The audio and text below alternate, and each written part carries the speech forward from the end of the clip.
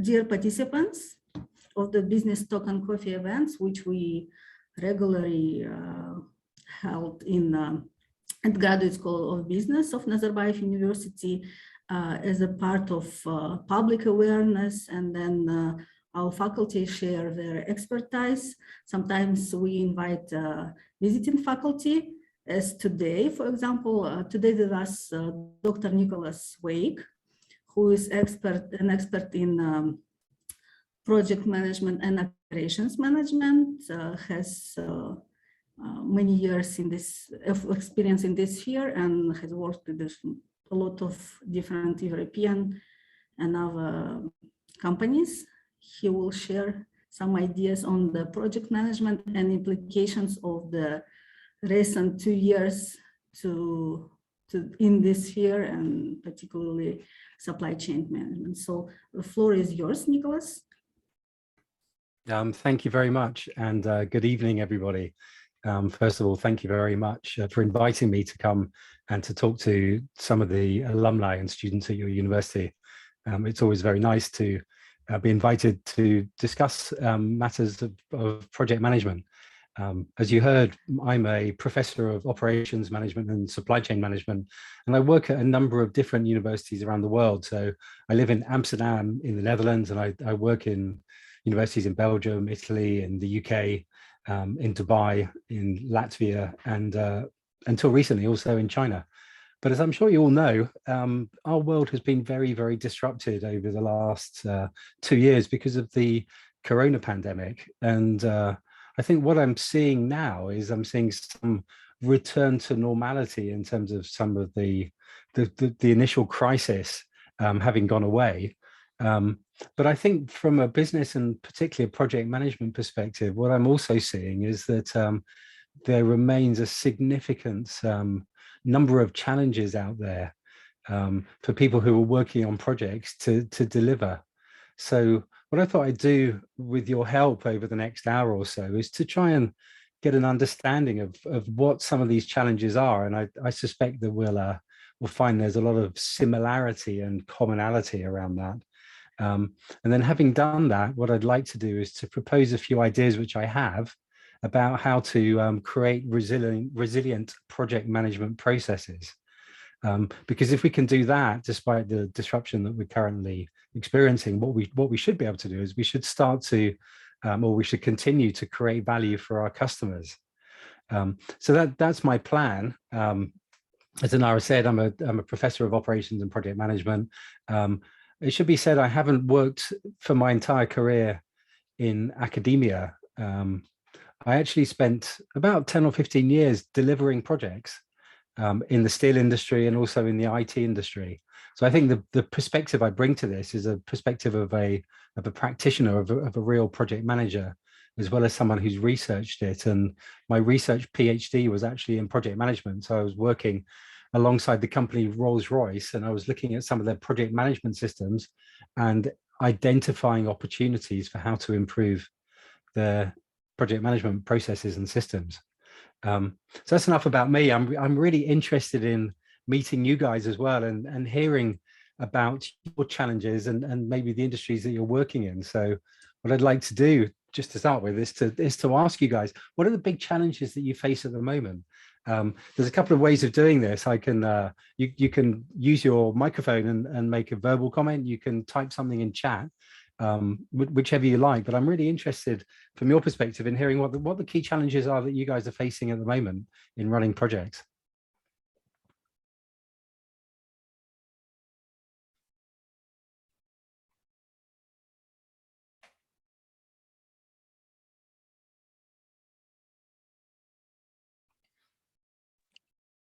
Can we speak? Yeah, please do. Yeah, please speak or chat in the text chat, whichever is easiest for you, Elmira. Right. That's great. Thank you. Tell me about your challenges, Elmira. Well, for me and for my team, it's performance. I noticed that some people, they come to work, most of them actually, and they perform on a pretty good level for a particular time. And usually the life cycle of this time is 3-6 months. And after that, the performance, actually, the quality of performance declines. Yeah. We try to introduce KPI system for that, so people will be interested in their results and they can track their results. But I'm not sure which KPI system and what we have to include in the KPI system, because sometimes it works well with some people and then we change it because it doesn't include all the things that we take in account assessing those performance, and it's not always good. And after the COVID, after this pandemic hit our company, it was hard to track the KPI system because quite often we were out of work, not because people didn't work, but because of this pandemic situation and everybody's locked. So I'm interested in KPI system. I'm interested in how to build a sustainable quality of work and make people be interested in the results of their work for the sustainable time. Yeah. Okay. Thank you. And the second thing, yep, is turnover, right? How to diminish turnover at the workplace and make people being interested at their work and in our company longer. So you have high staff turnover? Very high. Okay. Which industry do you work in? Education. Okay. Thank you. Thank you very much. Gonna take a list as well of the types of industries that people work in. I'm a fellow educationalist, so I understand some of the challenges in there.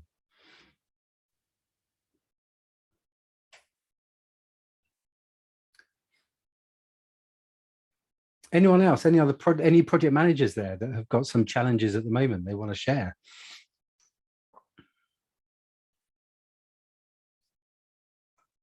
Roland. Hi, who's that? That's Armin. Is that Roland Bayo?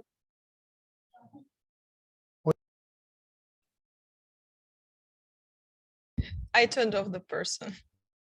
Okay, you think that was an accidental unmute rather than a contribution? Oh my goodness. I have the same problem. I'm 2 years into the Corona pandemic and I still misuse the mute button. Anyone else?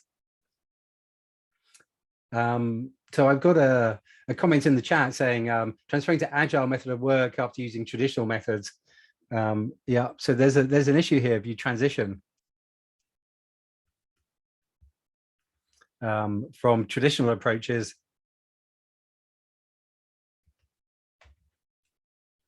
My goodness, my handwriting is bad today. Traditional approaches to agile approaches.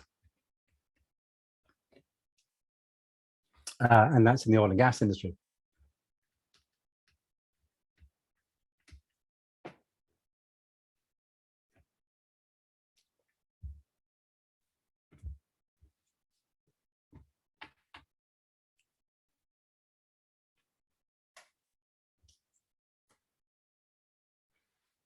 Well, you guys are either very fortunate because you have very few problems, or perhaps you're a little bit shy about speaking up. Okay, so we have a couple of things here. So transitioning to different approaches and change management is very difficult in organizations. So I understand that, but also issues about staff turnover. I think that's a particular problem at the moment in a lot of economies because labor shortages are starting to appear. Certainly where I'm living at the moment in the Netherlands and in other parts of Europe, there's a real issue with getting high quality staff.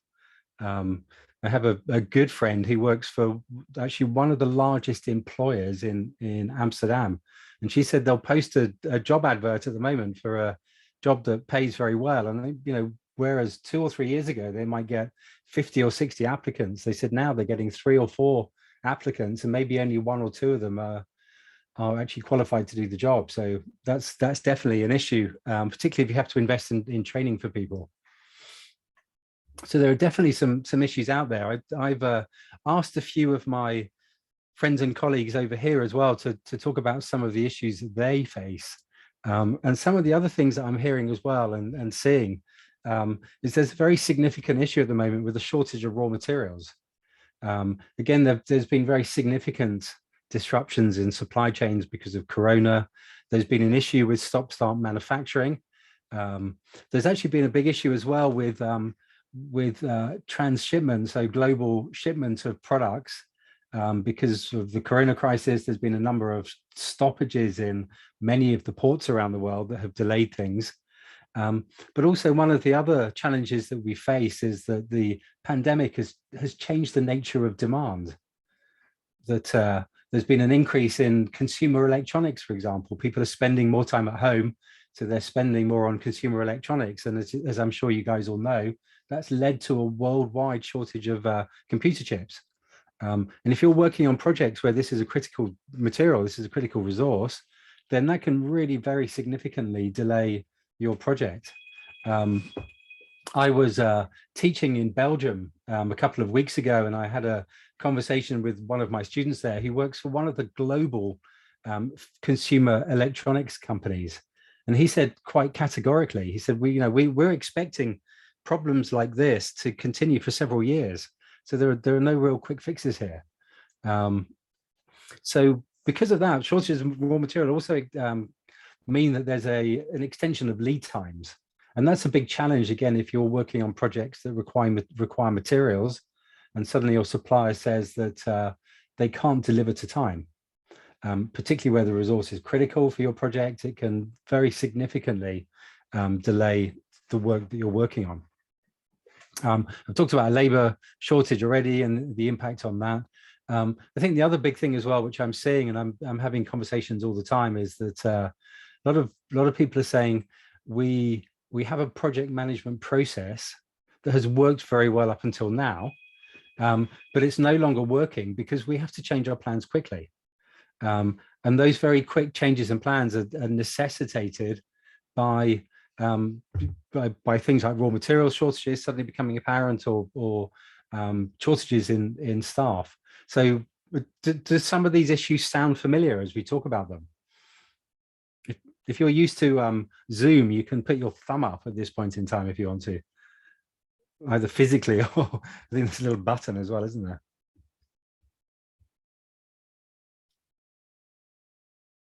Okay, so I'm seeing some thumbs up there, which is good.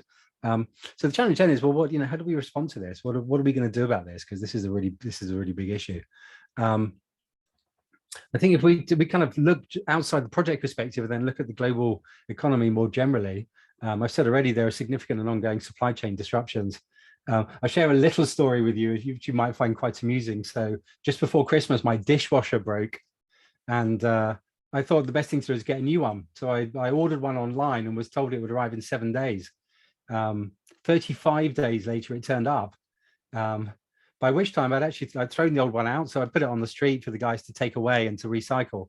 But there's such a shortage of dishwashers that someone in my neighborhood actually picks it up off the street so they could fix it and they could use it themselves because people were waiting so long for them. So there's the kind of real challenge here with ongoing disruptions. I think the other challenge from project management perspective as well is we're going through a really significant increase in inflation. And if you want to deliver a project on time and the project is several years long, that's a really big challenge. And if you think about the global economy, certainly for the last 10 years or so, we've had very, very low inflation. So suddenly we're seeing inflationary pressures increasing, actually partly because of a shortage of raw materials and labor, but also because of volatility and disruptions in things like fuel. Fuel costs are going up very significantly at the moment. And if you look at it from an even wider sort of global perspective, I think there's some really significant volatility at the moment in the kind of geopolitical situation. So there are sort of ongoing tensions in various regions of the world. I'm sure at the moment you're aware that there's a discussion about what's going to be happening, what President Putin will be doing next in terms of the way he runs his country. But also there are other disruptions as well. So for example, if you're in consumer electronics and you need chips, I mean, 70–80% of chips at the moment are made in Taiwan. And there's an ongoing discussion about whether Taiwan is a sovereign nation or whether it's a part of China. And again, what we're seeing there is we're seeing some quite extreme positions being taken up by various people, which again could easily disrupt supply chain. So we're seeing some really, really big and actually unusual things that are going on here. Now, my experience having talked with project managers is that projects are running late because of that. Projects are going over budget. But the big headache as well from a project management perspective is that all of this turmoil, all of this disruption means that project managers are spending a lot of time having to plan and then replan and then to try and to get projects back on track when the assumptions that underpin the planning haven't been working. So what I thought I'd do is to kind of unpick that a little bit and try and work out what the root causes are, if you like, because I think if we can do that, then what we can then do is to go on and say, well, if we understand the causes, we can get some solutions together. What I'm going to do is I'm going to present 3 ideas for different ways I think that these issues and challenges can be sorted out. Does that sound like a good use of our time?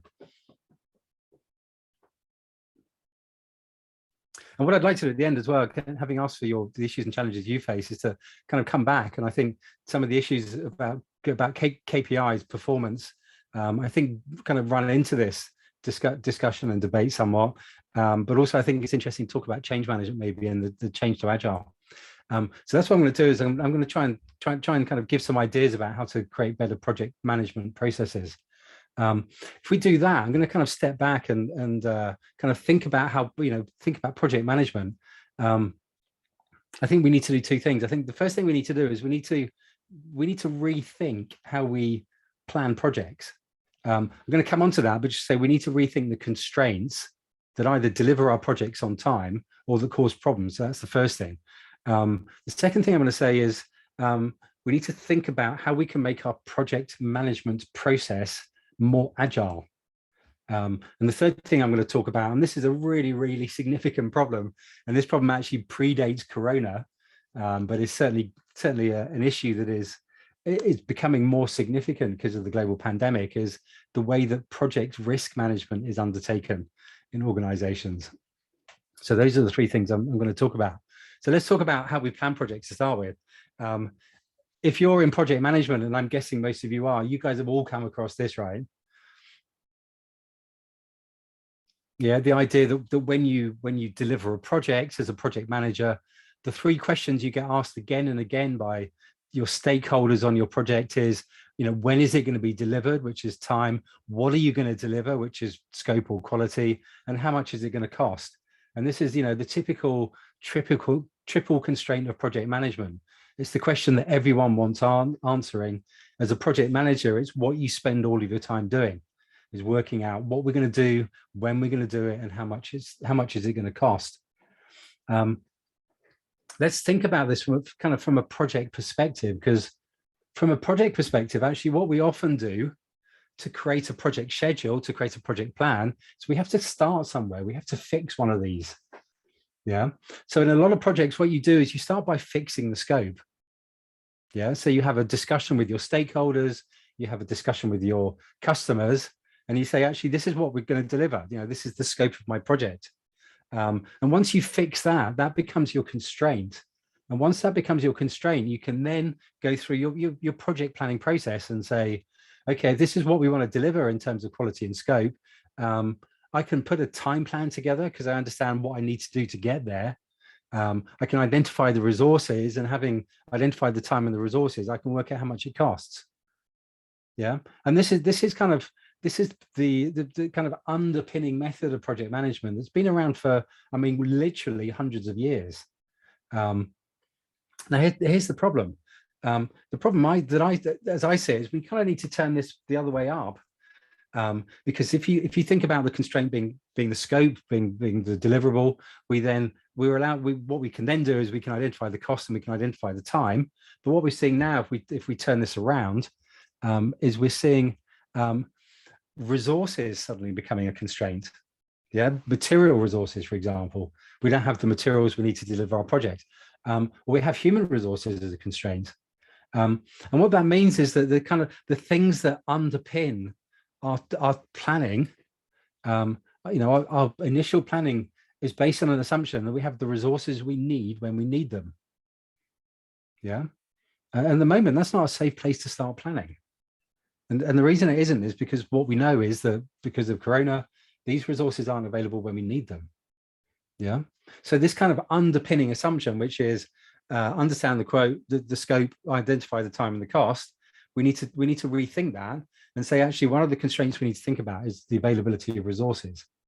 And actually, if we do that, then what we need to do is to say, actually, if that limits our ability to put a project schedule, a timeline together well, what do we need to do differently? Yeah. And I think one of the things that we can do, which is different, which makes a big difference, is underpinned by an approach to project management called critical chain theory. Now, I'm guessing I'm going to ask the question, has anyone heard of it? Has anyone used critical chain theory?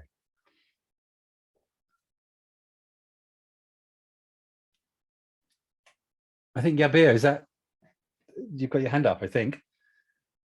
Yeah, I mean, it's one of these approaches to project management that was kind of invented and never really used, to be honest, which I think is a real shame, because actually there's a lot going for it.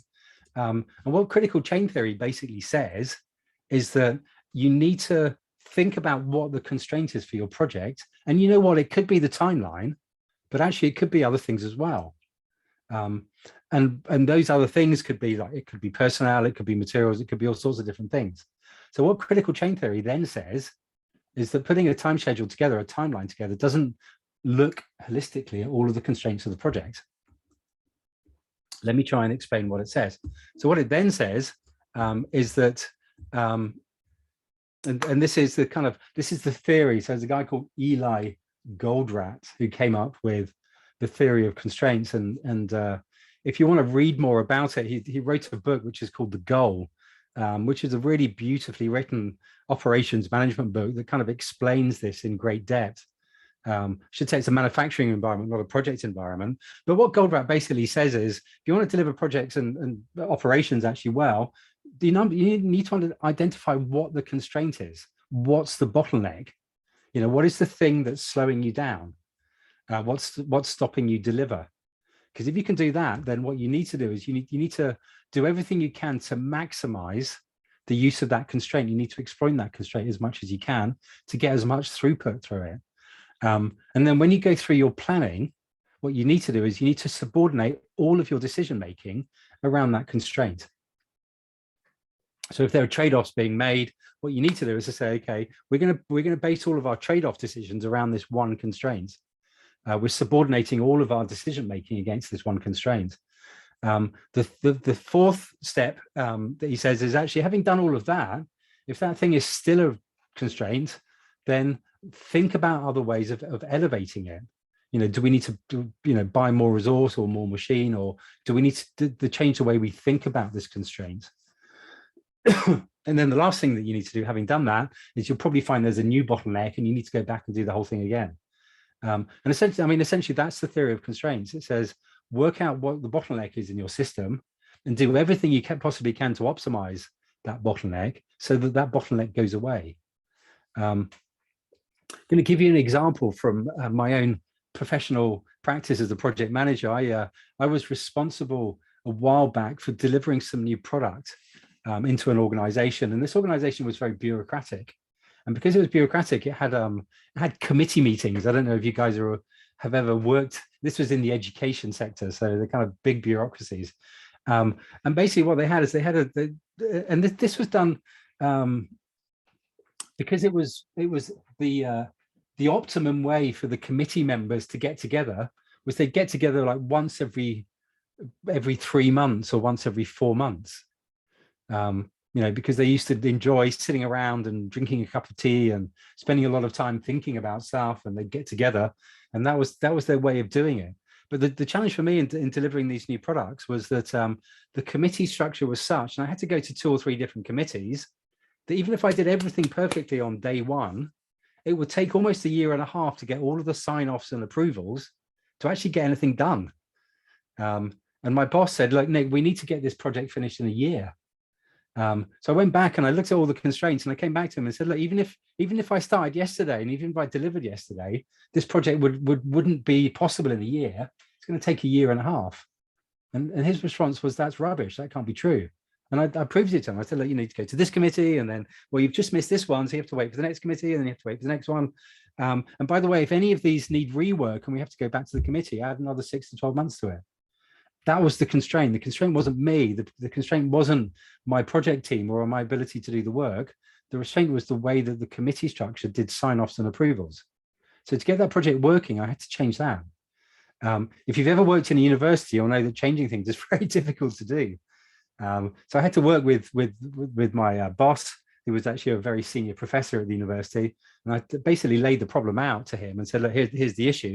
And he said, okay, what's the solution? I said, well, if this, if we can change these two committees in terms of the way that they report, the way they meet and the way they sign off, then we can easily deliver the project in 9 months. And he was like, great, okay, well, I need to go away and I need to work on these stakeholders. Yeah. So what we need to do when we work on our projects is identify what the constraint is. Yeah. And do everything you possibly can to make sure that that constraint is optimized. Yeah. And I'm sure you all do this in your work as well. You might have, if you're working on a big project, you might have like monthly review meetings. Yeah. That can be a constraint for progress. If your employees are coming to you and having to wait a month to get a sign-off decision, that can delay a project.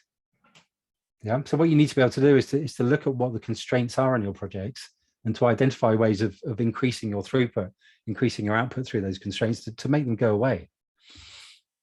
I'm going to give you a really good example of a very inefficient process that wins races. So I think one of the things that we often do is we go for efficiency. And as I said, these committees met every 3 or 4 months because it was their view was it was the most efficient thing to do. And this is a head cam video of a Formula 1 pit stop. And I'm sure if you guys enjoy motor racing, you'll recognize that a pit stop, changing 4 tires can happen in a couple of seconds. Yeah, so I'm just going to show you this video just very quickly. Let me get this working. Can I get it to work? That's the question. Let's have a look. Did you guys see that? I'm going to show it to you again. Yeah, and I guess the issue here is if a Formula 1 race is an hour and a half, how much time is this guy actually working? So he's the guy with the gun, the air gun, who takes the nut off, one wheel gets taken off and a new wheel gets put on. Yeah, let's just play it again so you can watch it. He does about 1 or 2 seconds work. Yeah. And actually, if you think about it, Formula 1 races happen once every week or once every 2 weeks. Yeah, which means that he does about 4 seconds work every week, 4 seconds work every 2 weeks. That's really, really inefficient. Yeah, wouldn't it be much better just to have one person doing all the tires? Well, it would be much more efficient and it would be a lot cheaper. But actually, the constraint to winning a Formula 1 race is often the time it takes to do a tire change. Now, this is a really, really extreme example, but I think what it does is it kind of gets us into this idea that sometimes you need to have excess resources to do things really quickly when they're on the critical path. Yeah. Now, that's really, really counterintuitive in some ways. Guys, why are you all standing around doing nothing? Yeah, because these guys, spend, if the race is an hour and a half, they spend 1 hour and 28 minutes doing nothing. Because those 2 seconds of work which they do, or that second of work that they do, is critical to winning or losing races. So this is, if you like, an application of theories of constraints in a racing situation. So that's I think a really good way of looking at it. I don't think we want to watch it again. The other thing to do, I think, in terms of optimizing and taking away your constraints is to think about how you buffer work, yeah, and buffer resources. And one of the things that we have got used to doing is just in time, yeah, because we've had very, very efficient, very fast, rapid, flexible supply chains. We buy stuff just in time. Now, the big challenge is that doesn't work anymore because of the ongoing disruptions to supply chains. So if you apply a theory of constraints mindset to this, what you would do is to say, actually, if we have particular resources that we need for this project that we need to buy in, we're going to get them early. Yeah, now that's kind of really, really counterintuitive in some ways because we're used to just-in-time delivery. But the challenge is if we were to look up here, for example, I'm just going to get my pen up so it's working. Here, if we go just in time and get it delivered there, a product for our project, and that's late, the whole project runs late. Yeah. So what we need to do is to say, actually, we're not going to go for just in time anymore. we're actually going to buy stuff early. There is actually another benefit to that, which may seem counterintuitive, but it's true. If you buy early, then you buy cheaper. I talked already about this idea that inflation is taking off. In the OECD, inflation is about 6.6%, and I suspect it's going to go up before you go down. Yeah. So actually, one of the other advantages is you're more likely to deliver your project budget. Yeah. So there's an advantage there. The other thing to do as well is if you have a critical path of activities here, which is this activity here, and then you have another path of activities which are coming in here, then again, build a buffer in here. Yeah. Often in project planning systems, you plan to do stuff as late as possible. Yeah. Start doing stuff as early as possible to build in the buffers, because those buffers mean that if you run into delays or unexpected problems, then you're not going to deliver your project late. And then the last thing I think that we need to do, and this is a very difficult conversation to have, is to be realistic about our ability to plan accurately. Yeah, I think that when I see project plans, often the project plans are made on an assumption that everything will go to plan. I mean, even before Corona, that was always a risky planning assumption. But I think what we need to be much more cautious about is putting project plans together that have no contingency time in them, because projects like that will always run late. And what the theory of constraint says is that you need to plan in a buffer, because what you're going to do as you run your project is you're going to run into unexpected problems, and what you need to do is to buffer some time, so that you can deliver against an end date which you feel is achievable. I worked as a project manager for many years, and in all that time, I delivered one project on time. Yeah, and I mean, I worked in IT projects, and IT projects are notorious in terms of running on time or running late. But one of the big challenges always is to say, if you put a critical path together with no buffer in it, it's going to run late. You know, you only need one thing to go wrong. So I think there's a requirement for some kind of pragmatism and realism around this. So that's the buffer idea. And I've said there are kind of different types of buffers. So there's a buffer, a project buffer at the end of a project. There's feeding buffer, which I talked about, which is where work joins a critical chain or a critical path of activities. You create a buffer around that. And then there are resource buffers.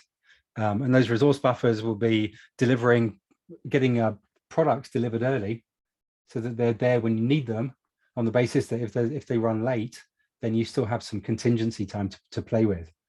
And that goes for personnel as well. I think when we deliver projects, sometimes we're almost inevitably constrained in terms of our personnel.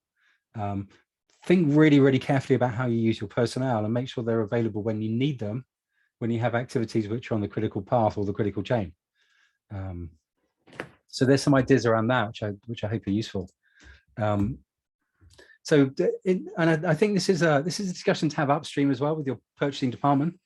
I kind of talked about this already, this idea that you need to move away from kind of just in time approaches to delivery to just in case. And that just in case is a way of looking at supplier management in a way that buffers and creates an opportunity to make sure your products, your raw materials are available when you need them. Yeah, as I said already, there's a benefit to there in terms of kind of beating the inflation pressures. And I think the thing with this is to be very, very specific about it. I'm not advocating, I'm not suggesting this is something you need to do for everything in your project. What you need to do is to identify the critical and the key raw materials, and having done that, identify the risks associated with them turning up late, and then create plans to make sure they come on time. Or I'm going to talk about risk a bit more, so I'm going to talk a bit more about that. But you need to be very, very instrumental about the way that you manage risk. Does that make sense, everyone? Any questions up until now?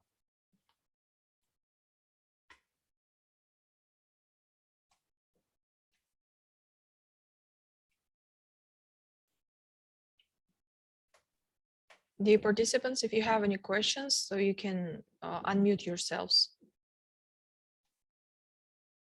Yeah, I'm just saying comment made by Najm saying industry needs to change very quickly due to instabilities. Yeah, and you know what? I think those instabilities are going to get worse before they get better, particularly with you know, issues around climate change, global warming, geopolitical uncertainties, and the ongoing impact of Corona. Everything's clear. That's good to hear. I'll continue then. The next thing I said I was going to talk about is agile project management. And so the kind of the approach to project management, which a lot of us use, is kind of we create a Gantt chart. It's called waterfall. It's kind of traditional project management. Some of you will already have tried agile approaches to project management. I think one of the contributors at the beginning said there's a real difficulty in terms of cutting from the old approach to agile approaches to project management. I think one of the things about agile project management is that it works really well in some contexts, and actually it's not a very good way of running projects in other contexts. But again, what I'm seeing, well, first of all, is that agile is being used more and more often generally in businesses. But also, given the nature of the disruptions that we're seeing at the moment, using agile for some of your project planning makes sense. I'm not saying go completely agile and go straight to Scrum and kind of you know, stop doing waterfall Gantt chart approaches to project management. But what I'm thinking is there are some things in agile which you can use selectively as a way of creating better project outcomes. I'm going to talk about what those are. So one of the things, if you kind of start to look at agile and approaches to project management, there's a kind of list of kind of underlying assumptions for agile project management, which I think are particularly relevant in this context. I think sometimes so the first one, but sometimes we focus too much on processes and tools, and that focus can actually get in the way of creating value. If your project is disrupted and you spend all of your time replanning using Microsoft project, you're looking at the processes and you're looking at the tools, you forget about the individuals and the interactions. Yeah. So I think one of the key challenges here is to engage as much as you can with your stakeholders. And that might be project employees, it might be certainly your customer to create realistic timelines, but also going upstream to your suppliers. I think the second thing as well that Agile says is focus on the deliverables more than the documentation. Yeah, so if you're resource constrained, focus on delivering value, and that value is actually deliverables. Yeah. I think the third thing here is it's around customer collaboration. I think when you identify that there are issues with the project, and particularly when you think that the project is going to be delivered late, having a discussion with your customer about what value is really, really important. Because as a project manager, what you're probably going to have to do, if you're limiting the scope, is to be selective about what's going to be delivered first. So having those conversations with your customer early on to say we've got some issues and challenges here, and you know we need to understand what's really important to you, so we can focus on that. So having that collaborative discussion with customers is critical in terms of understanding what they really need and in what order, but also having those discussions early allows them to plan if there are any disruptions to the project go live date. So having an early heads up on that from your customer, for your customer's perspective, means that they can do some replanning. If it's likely the project's going to run late, then they can adapt their expectations, but also the adoption of the product accordingly. And the last thing, which I'm going to kind of focus on in a bit more detail, is being agile, so responding to change. As I said, I think one of the issues often is that when we have these disrupted environments, it's very easy to fall into the trap of doing more and more and more planning. And if you do that, you lose contact with your customer, you lose interactions with individuals, and it kind of becomes an industry on its own. So being able to respond quickly to change is a really key thing to do that. I think one of the tools to do that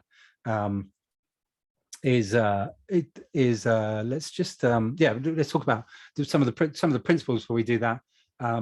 Deliver products as quickly as you can and as frequently as you can is one of the other principles. I think a critical one I've talked about already is having customers and the project personnel working together so that you're giving forward visibility about what the issues are. I think this comes back to the discussion we had at the beginning with Elmer about having projects around motivated individuals that you trust. And I think sometimes when I see issues around good motivation becoming bad motivation and good performance becoming bad performance on projects, one of the questions I ask is, why is that happening? And the reason I ask that is because in my experience, very few people come to work any day setting out deliberately to do a bad job. Yeah, we just don't do that. I mean, that's why we have personnel departments, to stop people like that coming into the company. So I think one of the issues that I would say when you have problems with motivation is think really, really carefully about why that motivation is dropping. Yeah, because that drop in motivation might be because your employee feels that the expectations are just unrealistic. It might be that you're rewarding the wrong behavior. It might be that they don't feel trusted, or they might feel that the investment in them isn't there.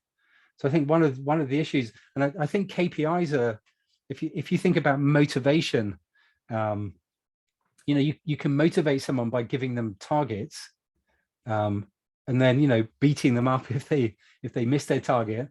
But actually, I think one of the issues is that has a limited ability to shape behavior. Yeah. Actually, the other things that shape behavior are feeling trusted, being autonomous, being given exciting work to do, being rewarded for good teamwork, being rewarded for delivering on time. So I think one of the challenges for me is that the key performance indicators, KPIs, tell you what's happened in the past, but they don't tell you what's happening now. And actually, if you've got problems with motivation now, you need to think quite holistically, I think, about why that motivation is dropping off. Does that make sense? Because that was your particular point, wasn't it, Amira? Is that helpful?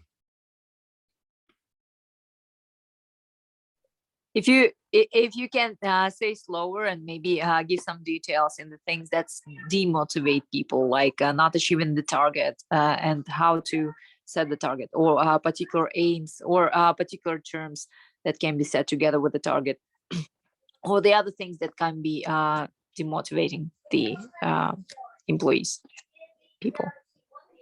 Other things that demotivate. Yeah, not being trusted, not feeling there's a commitment, not feeling kind of no agency, not being able to change things. I think culture can be a real motivator and actually a real demotivator as well. So I think some of the things that demotivate are often kind of the soft things. There's a some people think if you pay people more money, they're more motivated, when all the research says that's just not true. If you don't enjoy your job, getting paid more to do it doesn't make you any happier. It makes you richer, definitely, but it doesn't make you any happier. So I think one of the things to do is to consider the reward system. Do we promote people because they do a good job? What does good look like? Are they good team players? And I think one of the challenges, particularly on projects, is that if you focus too hard on budget, delivering on time, then what can happen is that personnel will start to kind of play games. It's called gaming. What can I do to game this target so I get my bonus? And actually, if you set that environment, particularly if it's a blame kind of culture, then that's very, very demotivating. People won't have honest conversations. People will do what they can to cover up mistakes. And actually, if you create that environment where people are disincentivized to put their hand up and say, we've got an issue here, we need to fix it, then what you end up with projects running later and later, and then you get staff churn. You know, either because they're demotivated or because they're working so hard that they get burnt out. Is that helpful? I mean, I could talk about this a lot because in my PhD, one of the things I did for Rolls-Royce was to look at their performance measurement systems and their performance management systems. And one of the issues that I identified was they had too many numbers. Yeah, and they weren't relying on people's kind of professionalism, and they weren't trusting people, and that became a real demotivator. So yeah, I could talk about this a lot, but maybe it's something we could come back to another day. And then the other thing as well is to remember that the most effective communication is face-to-face. And again, this is a real challenge when, because of the corona crisis, people are working from home and working remotely more and more. But wherever possible, have face-to-face meetings. If you believe in Agile, you have something called stand-up meetings. Some of you maybe have come across them, so you'll know what I'm talking about. So these are some of the relevant principles. So what does this mean if you have a Gantt chart? I think one of the things you can do is take the current schedule and then kind of look at it in terms of, I want to look at the next month of work. Yeah. And use something called a Kanban system as a way of monitoring progress against that. It has to be said, I'm a real believer in Kanbans. I'm going to explain what it is, but actually this is my home office and I have a Kanban system to run my work. Yeah, the Kanban systems are really straightforward. You basically have, you identify the things that you need to do, and then you have a list of things to do, a list of things you're doing, and then a list of things that are done, that are completed. And actually, if you can use that system, then the sort of hours you spend or waste on Microsoft project get diminished. And actually, if you can do it this way, one of the things that you do, you spend less time planning, but also you're much more agile. Because one of the things you do when you create this, and I've done it on my stuff up here, on my home office, is you prioritize your to-do list. And often if you use Post-it notes like I have here, then reprioritizing work is very, very easy to do. Yeah, it doesn't require hours in front of Microsoft Project. So it allows you to be flexible and it allows you to respond to events as they happen. So you identify the things to do, you put them on a Kanban, which is your to-do one. And then what you do is as your work progresses, you move stuff into the doing column and you start to get the work done. And then when it's finished, you move it across to the done column and then you pick up the next piece of work. Now, one of the tricks here is not to try and do everything at the same time. Because if you and I'm sure you recognize this, if you do one task start to finish, then the work gets finished very quickly. Whereas if you're trying to multitask and do 4 or 5 or 10 or 15 different things all at once, then what you find is that you don't get progress in any of them. Yeah, you end up with lots and lots of stuff in the doing column and nothing ever gets finished because, you run away and do a bit of this, then you do a bit, and you come back to this. And then when you eventually get back to the first thing again, you're like, what have I done in this? Where am I? So it's actually really, really inefficient. So if you create a Kanban chart, you limit the amount of doing, it's called work in progress, limit the amount of work in progress, move stuff across, reprioritize the work as things change. And that's an agile way of running particular segments of your project. Some of you use this, I'm sure, already. Anyone want to share any experience of that?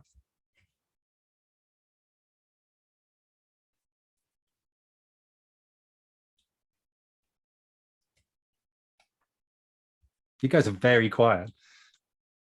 Dear participants, you are welcome to share, at least in the chat. Hello, my name is Anna. Hi. Yes, we had a representative of the education system and we had a representative of oil and gas. I'm from construction. And what we face in construction in terms of MBA problems is that we have a lot of MBA specialists, a lot of MBA managers who doesn't understand what construction is or what engineering is and what is standby of machinery and crews. And we have to prove that we need this box of nuts because the crews are in a standby, because they cannot put the ceiling, let's say, in our shift camp, or because they cannot perform the construction activities. And it takes a lot of time and energy. And you have to approve this procurement of one box of nuts, which is around 10,000 a year. And yet you have around 500 people standing and waiting for those crews on site. And my opinion about MBA program is that it's absolutely not related to life, and it is a waste of time for those guys. Because when you see an engineer who has any master degree in economics or in finance, or I'm at several in law, and then I had another one having technical master degree. Yeah. They understand what is construction. They know that they have to move very, very quickly for construction to progress. But when it comes just to an MBA specialist who before had a bachelor degree in economics or in any other industry, not in technical course, then it's a nightmare. And it is a fashion now to accept anyone having MBA. I'm here to criticize MBA, not to approve it, but to criticize. I think you. I think there's some mileage in what you're saying, which is if you have the wrong people running projects, then they don't understand what value means. And you're absolutely right. I mean, this is kind of go back to this idea of the theory of constraints. Yeah, if the constraint to getting stuff done is your approval process, and that one bag of nuts means that 500 people are sitting around doing nothing, you've got to do everything you possibly can. And you are paying salary to these 500 people. You are paying their food. You are paying the bills for the sheet camp. You have to report to the client about something happened on this particular day, and you cannot say that because of box of screws and because of the manager's decision, you are failing to deliver them on site. Absolutely, and I think this MBA created a sort of bureaucracy. We have several MBA managers, and they created this bureaucracy. They say that PMBOK book says that we have to plan this, we have to plan this. Now I hate risk management. These two words, I hate risk management, because these are their favorite words. Instead of their surnames, I already registered them under risk management, guys. Yeah. We're going to talk about risk in a second, so let's come back to that. But sorry to interrupt you for a no, very not long at all. time. You're not the first person to have said to me that the kind of culture in the organization is I hate risk management. I hear that so often, like so often. So let's talk about that in a second. But to come back to the other point you make, which is effective project management is about understanding how you create value, and you create value by delivering on time. And if you have a process that gets in the way of you delivering on time, that's a constraint on your project. And what you need to do is you need to work relentlessly and tirelessly to get rid of that constraint. So, whether they're MBA qualified or whether they're not, and by the way, I have an MBA, so, this is a bit of a touchy subject. And I teach MBAs as well. So, I'd never teach them things like this, but joking apart, like whatever their qualification is, they need to understand what value means. And I think one of the issues, particularly, I think in any project management, actually, I was a very skilled and a very good IT project manager. And the reason I was good at it was because I started working as a programmer, and then as a developer, and then as a consultant, and then as a senior consultant, and then eventually as a project manager. So by the time I worked as a project manager, I knew the industry really, really well, and I could make informed and smart decisions. And I think one of the challenges sometimes in organizations is that if you put people in project management roles that don't understand what they're delivering, they can't make smart decisions. I'm very good. I was very good at running IT projects. If someone said to me, okay, great, Nick, you're a really good project manager, can you come and run this construction project for us? I'd say, no way. I have no idea where to start with that kind of project. So I think if you have an issue with effective project management, then you need to be promoting some of your people in-house, some of the engineers and architects and technical people that understand that project process, because it sounds like you got the wrong people in there. We introduced the Kanban system. You did? The walls, yes, all the walls in our company are made of glass, and we can write anything on them, and it's not working. We made long-term schedules. We broke them down into week schedule, month schedules, quarter schedules. Once the manager fails to accept a decision, to make a decision, then there is a gap. There is a delay. And they say, we have to assess risks. Come back tomorrow, we will give you the answer. And it is a nightmare. Yep. Yeah. But for engineering and for technical guys, your advice about promoting those constructors which we have in-house, which we have in a company for a very long time, their problem is that they're not trying to become managers. They're happy with what they have. They're very good constructors. They're very good specialists in their area, and they're not trying to move forward. Okay. Those MBA guys, they speak nicely. They're very good in speaking. They can deliver public speeches, but they fail to make this company work, to make construction earn. I can see that. I can see the challenger, and you know, the comments I make about getting the right people is critical. So good luck changing the culture there. It sounds like it's a really ingrained problem, but it's one that needs to be fixed. Otherwise, you're not going to create value through your projects. So this is kind of the to-do list. I think just going back to the point you make about what happens if kind of management decision making is slowing stuff down, and I've done this myself. I have a doing, and then sometimes I put another column in here which is called waiting. Yeah, if I'm waiting for decisions on other people, and if you have a Kanban chart like that, and you have an issue or lots and lots of outstanding issues where you're waiting for management decisions. Particularly if you have a Kanban board that's public, because often in organizations, this is something, as you say, it's you know, on every single wall, and my office at home is a good example of that. When the management team come in, and you know, they should be able to see, well, you know, there's all of these things here, guys. You know, our project's running late because we're waiting for sign-offs and all of this. Maybe that's a way of highlighting what the problems are and driving some change and some attention around it. Okay, let's now it's not helping. It's not. It's not helping because point number one, you already lost your resource. You already lost your time. You lost the money because you have to pay the salary and to cover the depreciation and cover their rents of the machinery.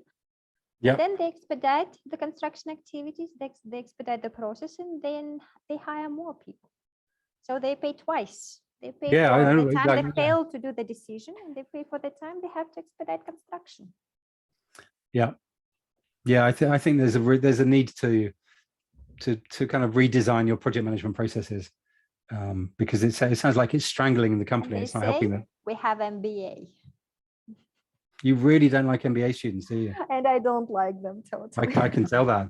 That's coming across very, very strongly. I'm here to anyone else in this room with an MBA. MBA, you must leave now. Okay, so the next point you made, I said I'd come on to it, and I'm going to do that now, is the idea of risk management. Risk management, in my experience as a project manager, is done incredibly badly. But in fact, before the pandemic, I was having a conversation with a friend of mine who's an executive at an oil and gas company in the UK, and their facility in the UK stopped working because their supplier stopped producing one of the critical raw materials for their product. You know, I said to them, how did that happen? And they're like, well, because their supplier was in France, and what happened in France was their factory burnt down. Yeah, and they had no, they single source supplied this product from this one company. Is it because of Mistrals? Is it because of those planes? Sorry, say that again. Is it because of the treaty between United Kingdom, Australia, and United States of America when they just let loose apart? Yeah, I might be burnt purposefully, that factory. Yeah, that was in the shipbuilding industry, wasn't it? When the French were very upset because the Australians, the British, and the Americans decided to build ships without the French, and there was a big contract out there. No, I wasn't referring to that, but I do remember that story. But this was in oil and gas. I did some work in a company in the UK that builds that's a shipbuilder, and I asked them a question. I was like, "How do you manage risk in the shipbuilding?" And the executives sort of, you know what it's like sometimes. The music, the mood music in the room changed, and people started shuffling their feet and wouldn't make eye contact with me. And I was kind of looking around the room saying, how do you manage risk?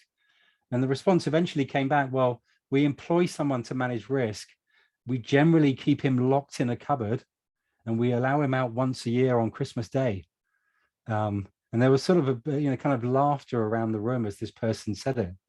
But I think one of the key challenges in project management is the effective management of risk. It's something that almost inevitably is done badly.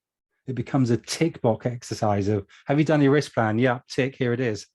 And I think because of these disruptions, which I've already talked about, it's really, really important to do risk planning appropriately and properly based on the increased risks that I've talked about already. And, you know, and one of the key risks is your project manager gets corona and is off work for 2 weeks. You know, or some of your critical and key personnel get corona, or they decide to leave because they're not motivated. And often when you look at risk plans, you know, some really basic things like what would the impact be of key personnel leaving isn't considered in the risk plan. And yeah, I have never worked on a project where the staff that were allocated to me at the beginning and the staff that I had in the end were the same. You know, people leave, people get promoted, people, you know, move jobs or move countries or get pregnant or want a career break, or, you know, there's a you know, dozens of different reasons why people leave. And if you have a risk log that doesn't even consider that, that's not a risk log that stands up to scrutiny. So have a look at your critical resources, including your team and your particularly the project manager. Look upstream and downstream as well, and look at the impact of you know, raw materials problems, for example, upstream. What would the impact of that be on your project? Look downstream as well, and look at your customer and say, you know, what are the issues and challenges? What are the risks that you face? And I think now, particularly looking at financial viability is a big issue because of these supply chain disruptions. You know, I think one of the key risks, which we've talked about now, is on-time delivery. Yeah, I think it's something we got used to and we took for granted, is stuff got delivered on time, and it's a big risk now to project completion. I think the other thing as well, which is useful, is to understand how your suppliers manage risk, because if you have some key components and resources that you need from your supplier, and they have really undeveloped approaches to risk management, then what that should tell you is that you shouldn't have much. You can't take their numbers for granted. They're unreliable. There's no certainty around them. So understanding the way that your suppliers, your key suppliers, manage risk is a way of managing your risks itself. So it's I mean, to me, it's one of those things. If you're going out to tender and you're putting together a pre-qualification questionnaire, it's one of the key areas that you need to look at. Does that make sense? Yes, it is. And I will again criticize this risk management, because our managers spend their days just assessing risks. Yeah. Do you think they spend too much time on it? Yes, and the approvals are pending with them. Our construction issue, our engineering issue might be pending with them, but they have time to assess the risks. Yeah. Well, I mean, that's in construction, you have only one risk: the risk of failure to perform on time and with the quality. yeah. And I guess as part of your approach to risk management, what you then do is to say, you know, what are the things that could mean our project will run late? What are the things that mean that we don't deliver on quality? And then what you should start to do is to start to map out at a lower level the things that contribute to that risk. I think one of the things that you said, which I find quite interesting, is you said, well, senior managers spend too much time on it. I mean, if that's the case, then they need to employ someone to do risk management.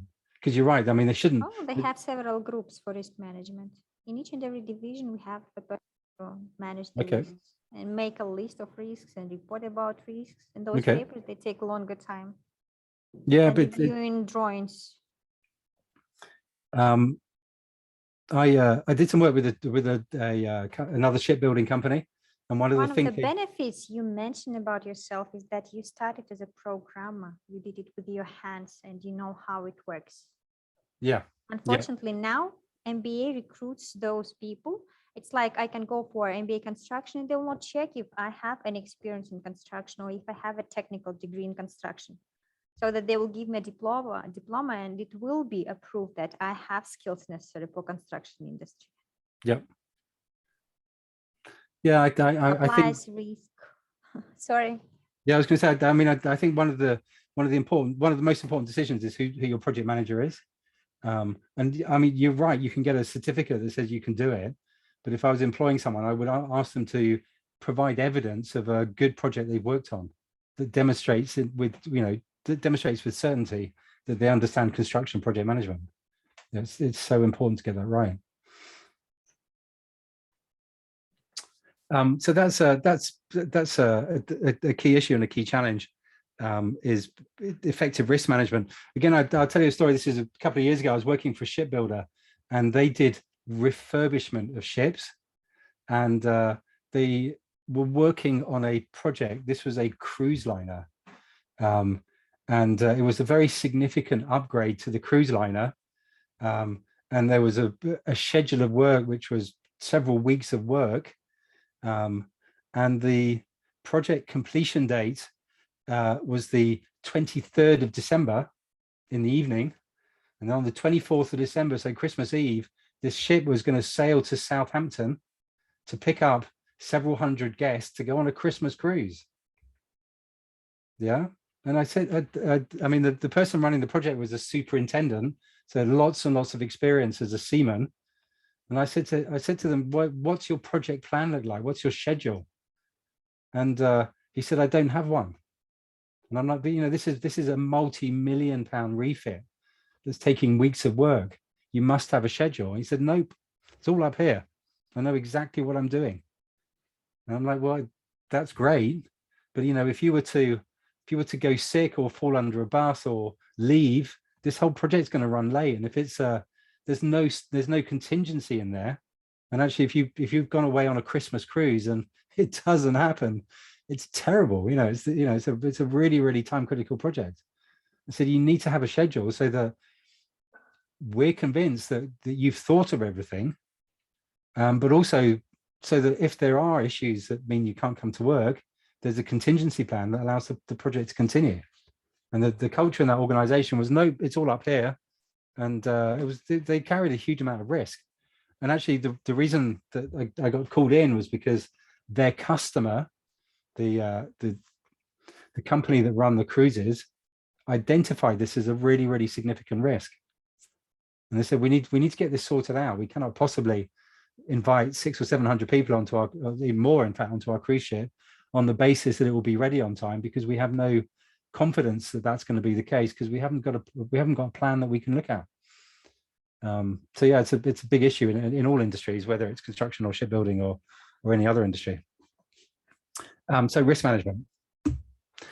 So these are kind of going back to the beginning, which is talking about resilient project management. And I kind of framed the beginning of the discussion. If you came in late, I framed the beginning of this discussion looking particularly at the current context, which is in a world that's disrupted by issues concerning Corona, which will be ongoing, but also just general issues with disruptions to supply chains. I guess one of these are the three ideas I've got. Think about agile approaches to project management. Think about using the theory of constraints and critical chain approaches to project management, and then review your risk management systems. That's really as much as I had to say, guys. I'm really happy to take questions from you guys. Feedback, observations, anything you like.